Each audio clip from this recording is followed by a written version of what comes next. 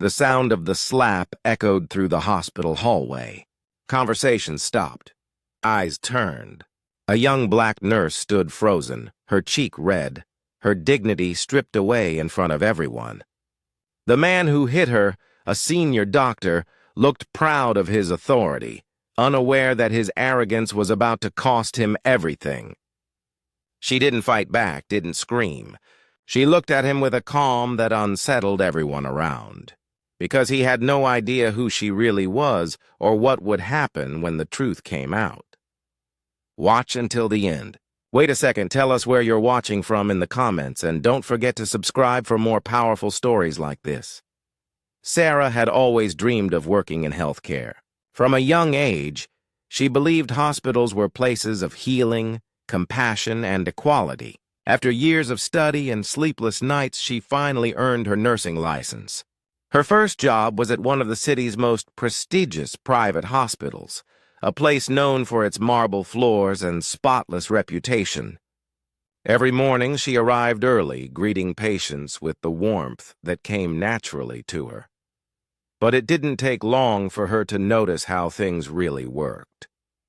Some colleagues smiled in her face but whispered when she walked away. Doctors ignored her suggestions during rounds. Her words, her presence, her very competence seemed invisible. Still, Sarah kept her head high. She had learned to stay composed, to let her work speak louder than prejudice. What she didn't know was that one ordinary shift would turn into a public humiliation and an unforgettable lesson for everyone who witnessed it. It was a hectic Friday. The emergency department overflowed with patients, the air thick with stress and tension. Sarah moved quickly from one bed to another, checking vitals, calming anxious families, and keeping order where chaos reigned. Then came Dr. Whitman, one of the hospital's senior physicians. Known for his temper and his disdain for nurses, especially those who didn't fit his image of the staff. He barked orders across the room, barely making eye contact. When Sarah tried to clarify a dosage error, his irritation grew. She had caught a dangerous mistake, one that could have harmed a patient, but instead of gratitude, she was met with fury. "Stay in your lane," he snapped. She stayed calm, explaining the chart again. That's when it happened. With everyone watching, patients, nurses, and interns, Dr. Whitman raised his hand and struck her across the face. The room fell silent. The sound was sharp, almost surreal. Some gasped, others looked away. Sarah's eyes welled with tears, but she didn't move. Not even a word escaped her lips. Instead, she gently placed the clipboard on the counter, turned, and walked out of the ward. The doctor scoffed, muttering something under his breath, unaware that the moment had already sealed his fate.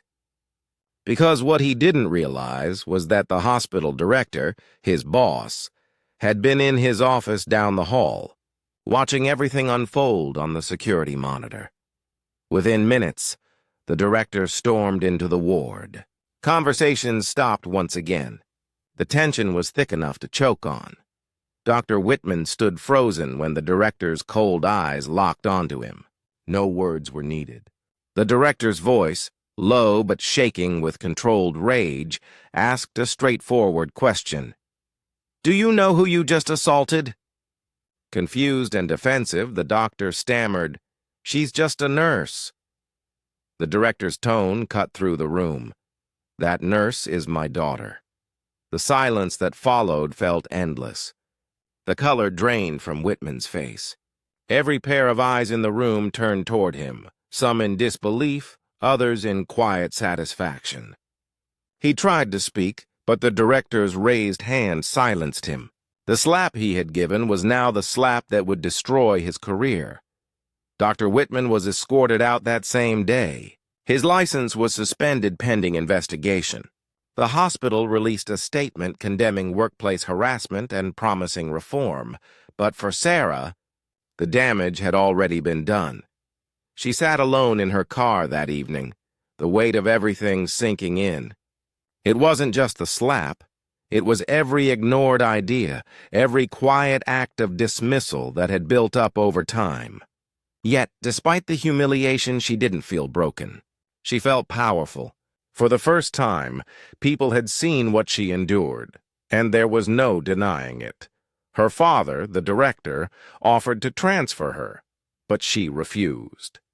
"I'm staying," she said, "because people like me belong here just as much as anyone else."